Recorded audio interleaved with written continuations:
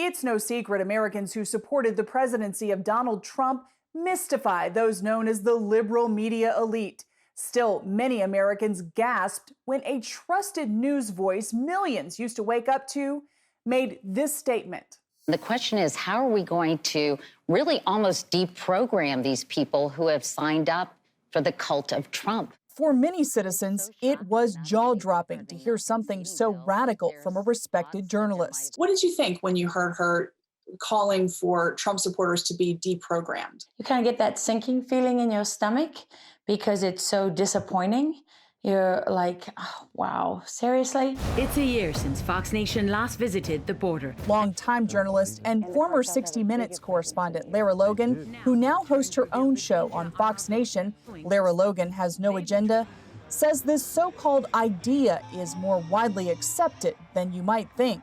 Just the idea that anyone needs to be deprogrammed is such a radical idea. And yet this is not an idea that you're hearing on the fringes, right? This is an idea that's being published in the opinion pages of the Washington Post. She's right. This comes from Post opinion writer Brian Klaas. So do we have any hope of deprogramming the millions of Americans who are devoted to dangerous lunacy? Don't hold your breath. One in a slew of articles and commentary that accept deprogramming as a necessary response to Americans disappointed by the presidential election. There are millions of Americans, almost all white, almost all Republicans, who somehow need to be deprogrammed. It's as if they are members of a cult, the Trumpist cult. Logan points out she's not motivated by politics or party, rather outrage over the media's self-sustaining, sinister narrative that in some cases threatens the very lives and livelihoods of millions of citizens. There is an entire infrastructure that is built around sustaining this narrative and targeting millions of people in this country who see the world differently and who they regard as a threat and now as illegitimate enough to have to be erased. So right now it's reprogramming or deprogramming Trump supporters. What about when it's deprogramming Christians of all kinds, including left and right? People think, well, I'm a better person than a Trump supporter, right? Because I believe I've studied critical race theory and I voted for Joe Biden and I would never vote for Donald Trump or a horrible, nasty Republican, right? Except you go to church and God and religion is a threat to progressive secular movement in this country. And now you need to be deprogrammed. And who's next? Who else is on the list? And Logan, who is a native of South Africa, tells me that's a question she never, ever thought she'd be asking about the United States of America. Gordon? Well, Jennifer, tell us how serious you think these calls are by journalists and others to deprogram people. Is this just talk? Is this hyperbole? Or do you actually think they mean what they're saying? It's a good question, Gordon. It's hard to believe anyone could believe what that means. But I mean, look at what Katie Couric said in the clip we showed. She wasn't reading a script. That was something that she offered as her opinion, as her analysis about something that needs to be done. And, you know, I keep going back, Gordon, to 2016. After the 2016 election, all the major media outlets were just, you know, scratching their heads about how they got this so wrong. They promised there was going to be this giant reckoning, that they were going to do better in 2020, that they were going to send more reporters out into the field to really figure out what all Americans were feeling, what they all wanted in their next president. And I asked Logan about that, and she said, look, there was never a reckoning. And honestly, if you send reporters out into the field who go out with a preconceived notion about what is what, you know, that conservatives are just a little bit kooky, because that's kind of the narrative that has been perpetuated for years now, then you're going to get stories that don't really reflect what's going on. And I think a number of, you know, Katie Couric and other journalists who have been kind of creatures of the media bubble for so long, they're constantly surrounded by people who think the same way they do, and they're out of touch with reality, really. Well, let's talk about the media bias. I mean, back in 2016, the New York Times actually apologized to its readers that they had missed it. They had missed the election, and seemingly Trump had come out of nowhere, and they apologized for not covering it. But then in the 4 years since, it's like they became an advocate for anything but Trump. And then you look at media stars where you actually get points if you work for CNN by being, frankly, rude in the White House press briefing. So what's going on here? Is there something more sinister, or are we just talking about media bias? Well, and I think, something that Lara Logan pointed out in our interview, which I think is important, is that it's not just the bias now. We're seeing an infrastructure that is being created around that bias. And so, for instance, if you worked in the Trump White House, you're probably having a hard time getting a job right now. If you're a Trump supporter, and we're not even talking about people perpetuating anything sinister, a number of people being canceled on social media.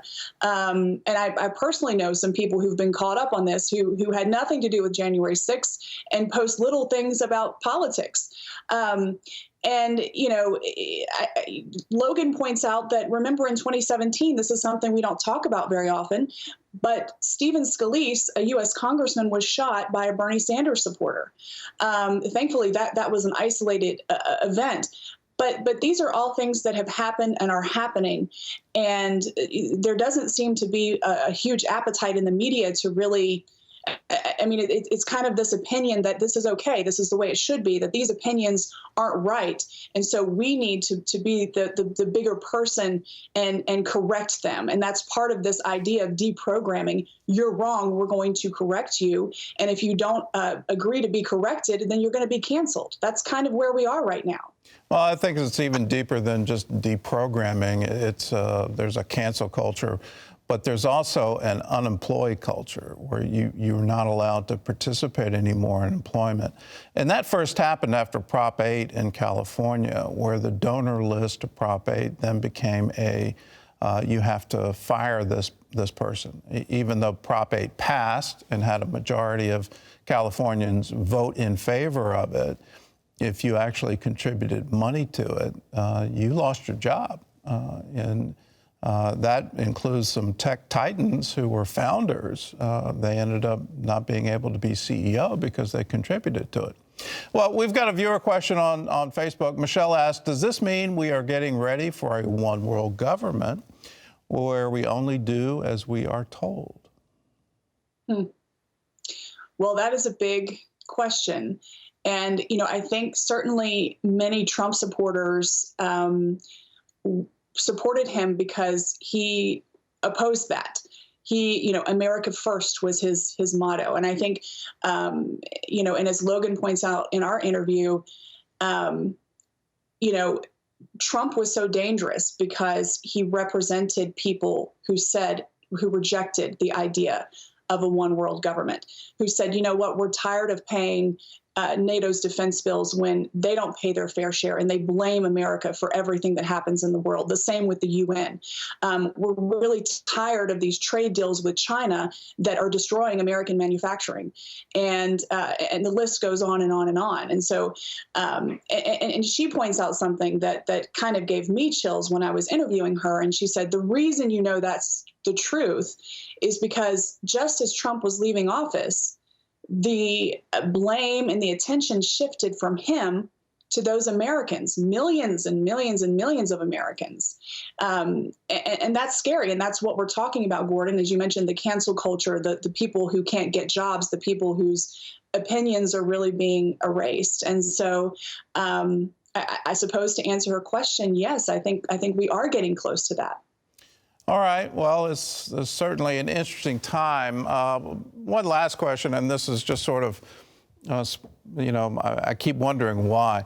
It looks like the left gets a pass on their fringe, and whether their fringe is torching cars in the streets or shooting a representative trying to play a baseball game. They get a pass. They don't. There's not a sort of a broad brush. Well, all Democrats now need to get deprogrammed. But if you're on the conservatives and you've got QAnon or you've got bison-headed people taking over the U.S. Capitol, you don't get a pass. So why is that? Why does one group get a broad brush? You're all alike, and you all need to get deprogrammed, and the other group gets a pass? Well, I think it's information dominance, and what we've been discussing is. I mean, Gordon, I spent, as you know, years and years at the White House with the White House press corps. There are really wonderful reporters who are in that briefing room and have been over the years that I've been there. But I was an anomaly. It was weird to have a Christian lady sitting in the briefing room who was open about her faith. And I'm not saying there aren't other Christians in that room, but what I'm saying is someone who has a biblical worldview or someone who has a conservative worldview is that's not the dominant opinion that exists in the media world, in Washington, in New York, in LA. It's just not, doesn't have a prominent voice. And so if you can't understand, I mean, a lot of what we do of Christians is, walking in other shoes and trying to understand other people. And if you can't understand a conservative worldview, a biblical worldview, a non-liberal worldview, then you cancel it, right? I mean, so I think that's the problem. I mean, that's why the media doesn't see the radical left as being dangerous, where they do see, the other side as being a potential danger and talks about it constantly. So I think it just comes down to information dominance, and maybe we need Regent to crank out some more journalists to put out in the field. All right, I'm all for that. Well, Jennifer, thanks for joining us today. You can always get the latest on this topic, and you can always get a biblical worldview. We stand for the Bible at the Christian Broadcasting Network and at CBN News. We also stand for freedom of the press, freedom of speech, freedom of assembly, freedom of association, freedom of conscience. We stand for all of that. And if you want to get that viewpoint, download the CBN News Channel app today.